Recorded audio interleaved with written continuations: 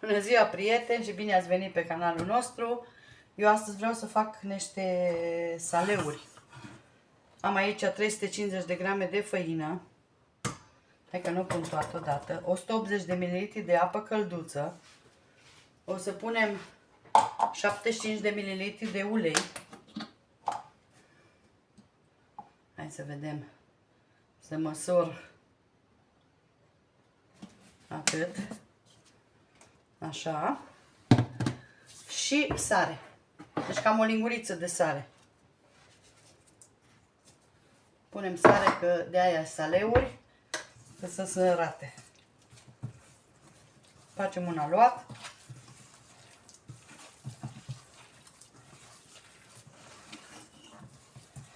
Acum, dacă mai vă trebuie puțină făină pe lângă asta ce o punem, o să mai puneți, că totul diferă.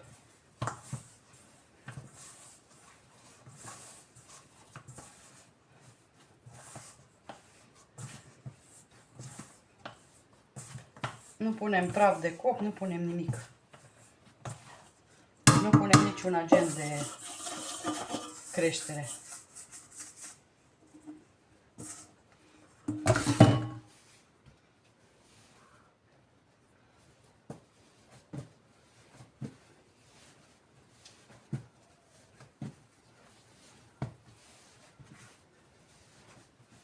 De foarte multă vreme nu le-am făcut. Iarna de obicei făceam din astea.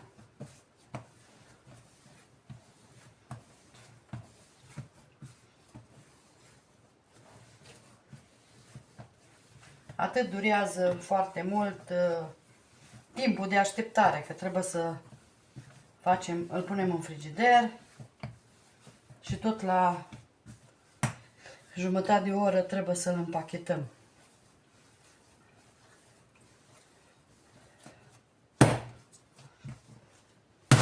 Dați-l așa de masă ca să se amidonul din făină să... Opa!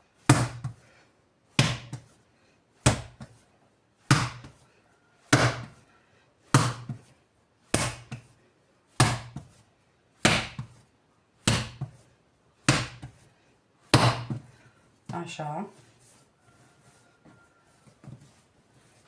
Acum mai pun foarte puțină făină.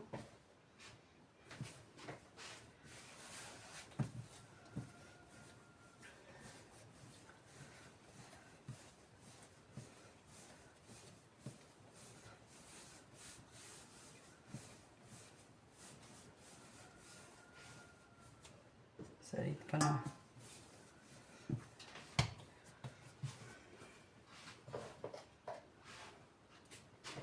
Întindem.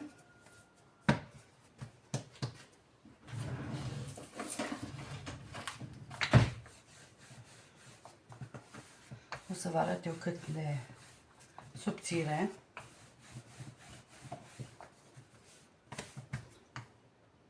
Uite, de la sare.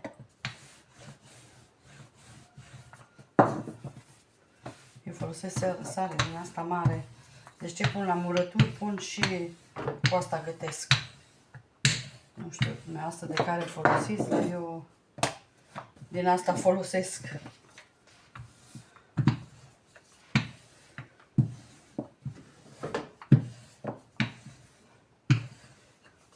Atât. Nu îndrăgim mai mult. Și acum deasupra o să radem. Deci pentru toate 3 turele care le întindem și radem, o să-mi trebuiască 220 de grame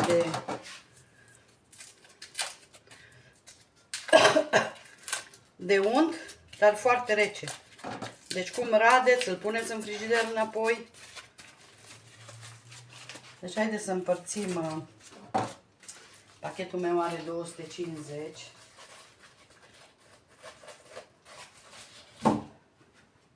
Haideți să împărțim bucata.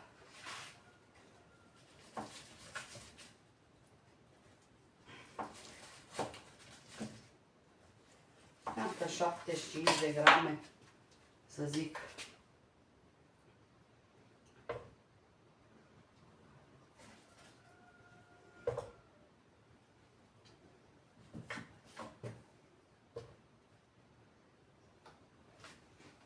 bun unul.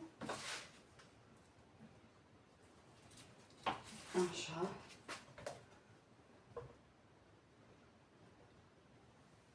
Doilea.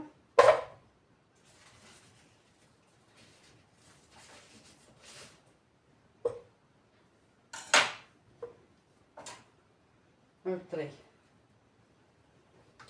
Așa, haideți că eu l-am împărțit. Acum radem pe el. Deci untul să fie tare.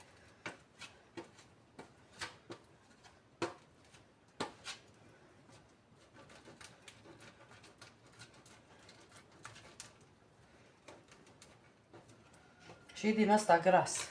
Deci aveți de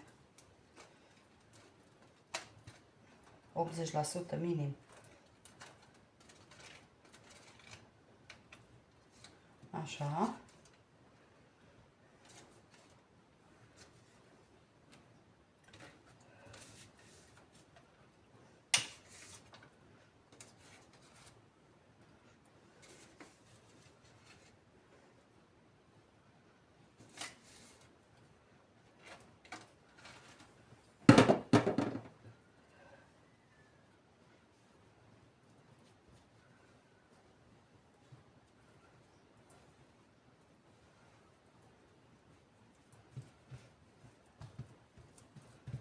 Așa.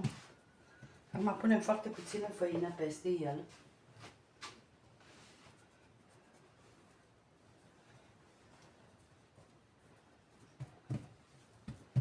Așa și începem să-l împachetăm. Ca la haioșe, știți?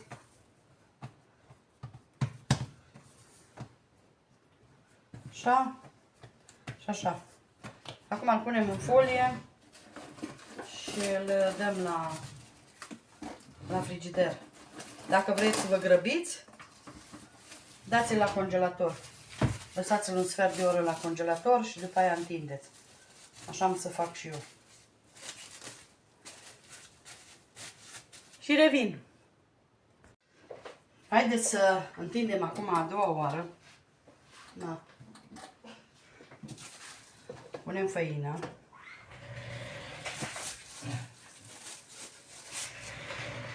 Așa. Mă întindem a doua oară.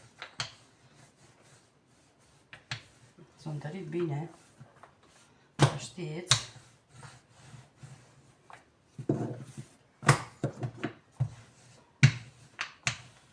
Cu cât se întărește mai bine, se întărește untul, știți?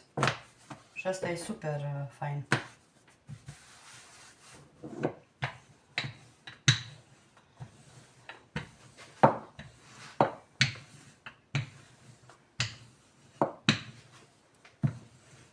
Nu fac multe, fac porție mică, nu fac porție mare. Așa.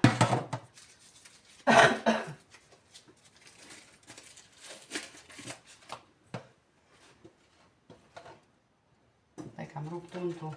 Adică l-am cântărit așa. Să fie exact cu bucăți mici.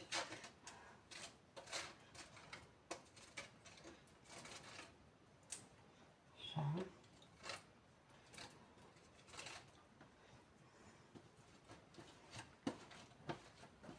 Vedeți că l-am avut în congelator lângă aluat și acum se rade mai bine. De aia, din frigider, a fost el tare, dar nu a fost așa.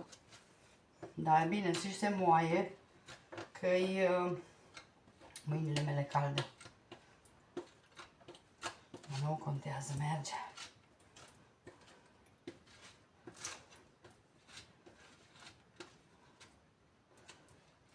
Așa.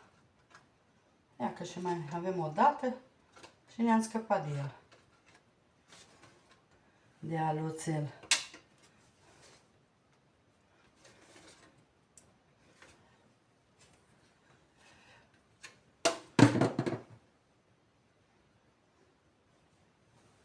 Așa.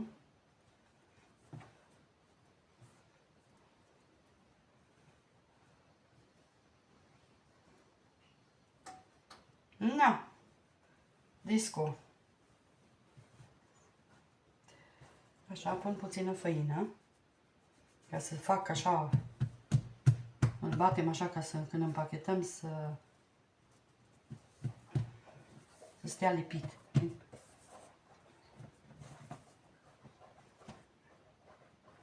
Tot scot din sare. Stânga-dreapta, eu tot așa îl fac. Și acum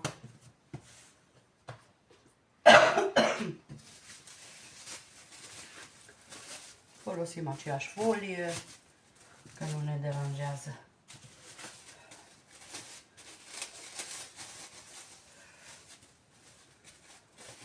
De ca să nu stăie el, să fie afară, mai bine zis.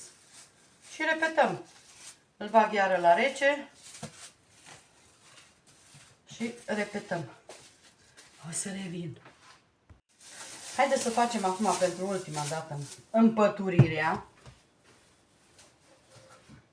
Așa.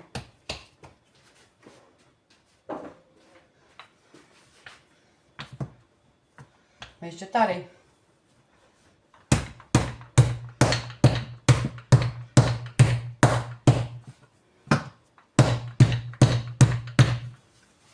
Super tare. Am avut în congelator, l-am băgat.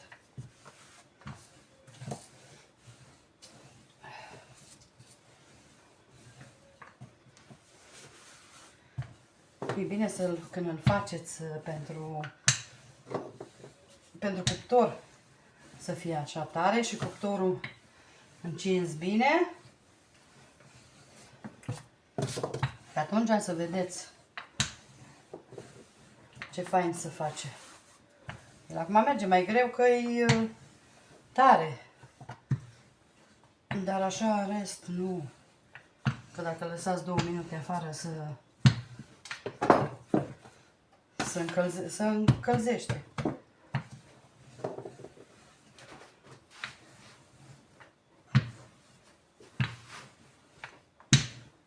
Așa. V-am zis, nu fac multe. Așa să ne facem pofta.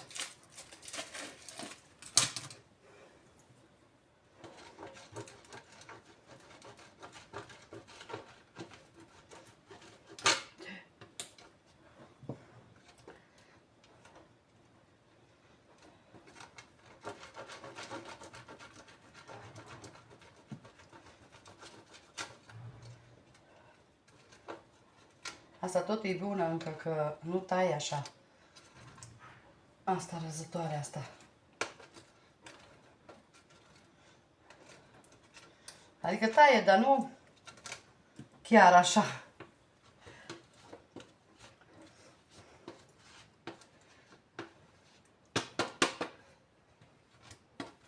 Asta mai taie mai bine, dar asta să-l fac pe ăsta mai mic.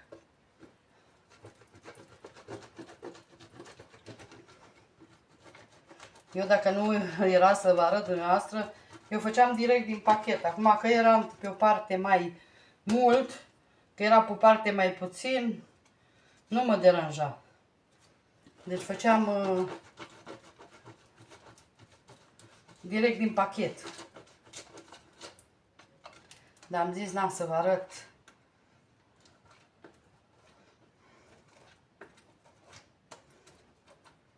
Deci din pachet vă rămâne 30 de grame. Nici cât o nucă. Dar oricum, dacă e înghețat, se rade bine.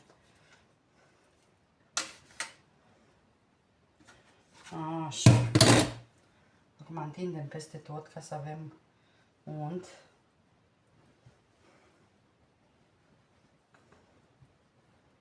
Așa. Punem puțină făină.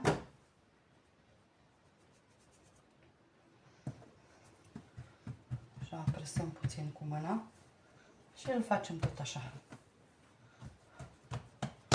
Acum îl dăm încă un sfert de oră să se obișnuiască rândurile. Așa, și după aia îl întindem și facem saleurile.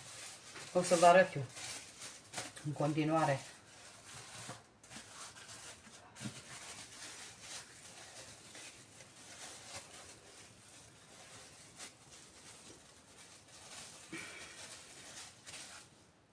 Na, haideți, dragile mele, să întindem, să facem saleurile.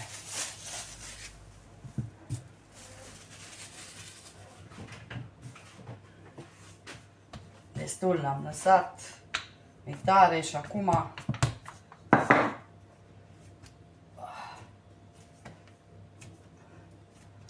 tare, de-abia îl întind. Deci de-aia am zis că trebuie să-l lăsați ca să fie tare, să nu curgă untul.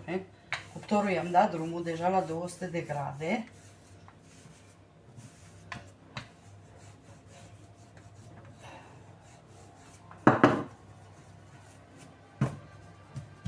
Puneți făină ca să nu vi se lipească. Normal, el fiind rece, așa n-ar trebui să se lipească, dar am zis mai bine.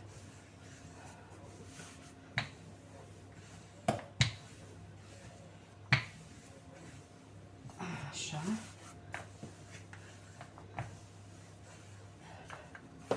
Să vă arăt eu cum îl întind, cât de mult îl întind.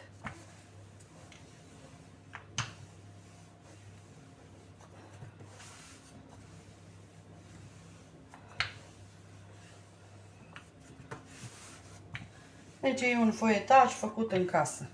Nu e nimic altceva. Rapid. Deci nu trebuie mult de lucru la el, atâta că trebuie, v-am zis,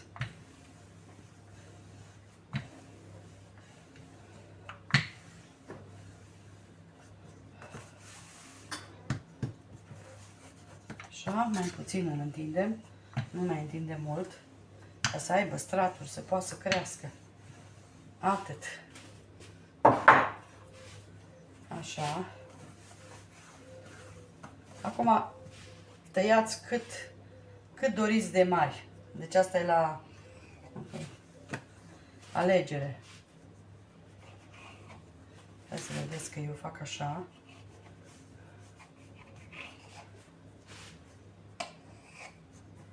Și fac 2, nu fac 3, că -i...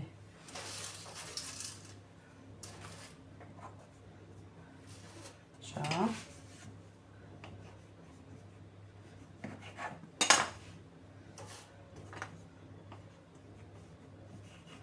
Acum puteți să le tăiați și mai mici, cum doriți, și mai late. Deci v-am zis cum doriți. Deci să se văd foile, să văd faine.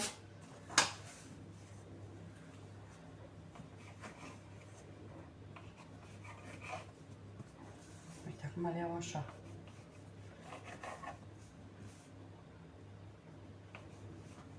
Tai așa ca să fac încă.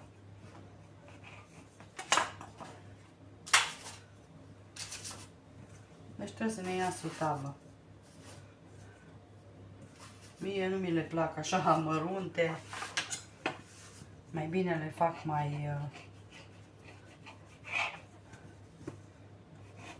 mai mari și mai late.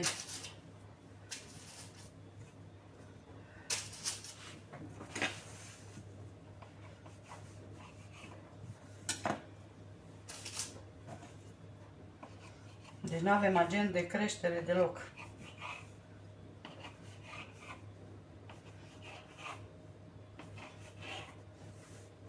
Uite, astea putem să facem mai mici. Am zis, cum doriți.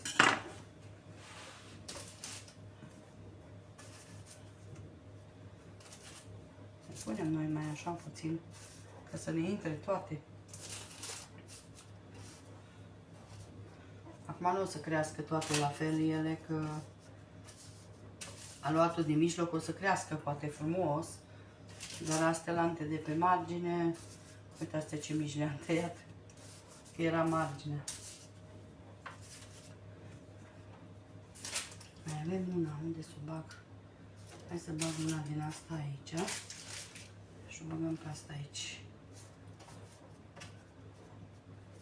Așa. Vedeți?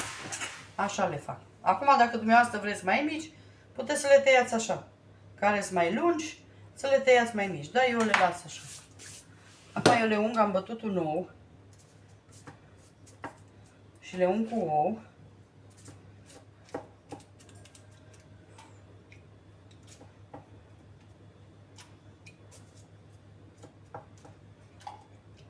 pus și puțină sare, să nu uit să vă spun în ou.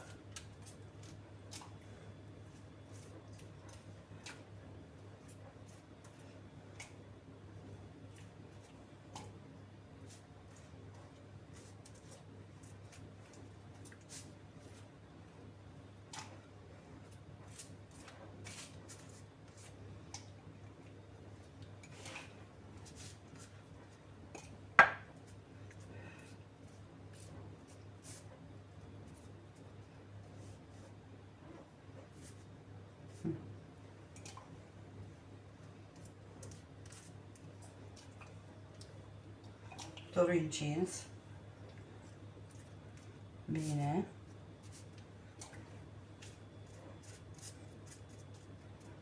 Deci trebuie să le prindă, știți? Când ele încep să crească, deci el să fie fierbinte. Așa. Le-am uns toate. Vezi ce înseamnă ou de casă. Vedeți, imediat se vede că e galben.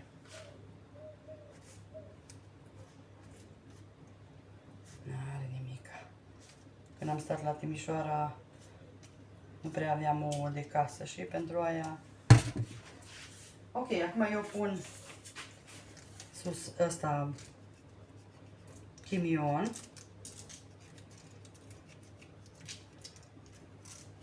No, ne place mult chimionul.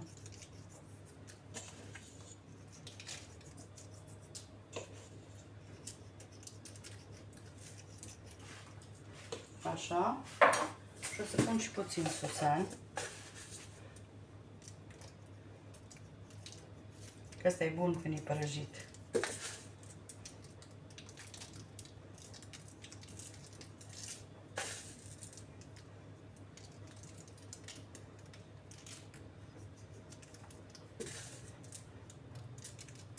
Puteți să radeți și cașcaval deasupra. Dar mie nu-mi place că se prea ud așa, nu știu cum să face, să arde așa aiurea. Ok, acum le băgăm la cuptor, 200 de grade. O să vă arăt eu cum arată. Le vedeți când se coc sus și jos. Îs gata. Revin. Ce spuneți? Avem saleuri, avem. Uitați ce faine sunt. Eu acum le scot aici, astea mici. De-aia v-am spus să le lăsați mai mari, că vă ies mai faine astea mai mari. Vedeți ce faine? Au ieșit. Ca la cofetărie, vă duceți aminte. Uf, ce ard! Dar oricum n-aș astea mici sunt bune, dar astea mari...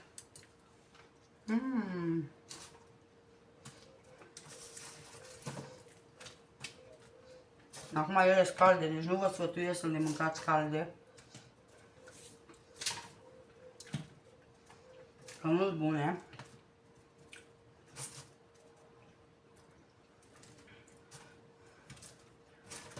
Dar au ieșit super. Mai bine de atâta nici nu se poate. Vă fac eu poză de jos, să vedeți. Că așa poate nu vă dați seama. Și o să vedeți ce bine arată. Deci numai, când se răcesc, să vedeți ce faine vin.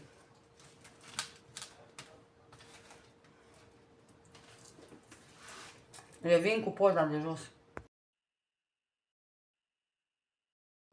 Și uitați, dragile mele, așa arată. V-am spus că vă fac poza de jos, așa arată. Deci au ieșit o bunătate, uitați. Auziți ce crocante? Eu nu vreau să mănânc acum calde, că sunt periculoase pentru stomac, dar am vrut să vă arăt cât de faine sunt. Cu încredere încercați rețeta, că nu este grea deloc. Numai că v-am zis că durează timp până cu împachetării. Restul e ok.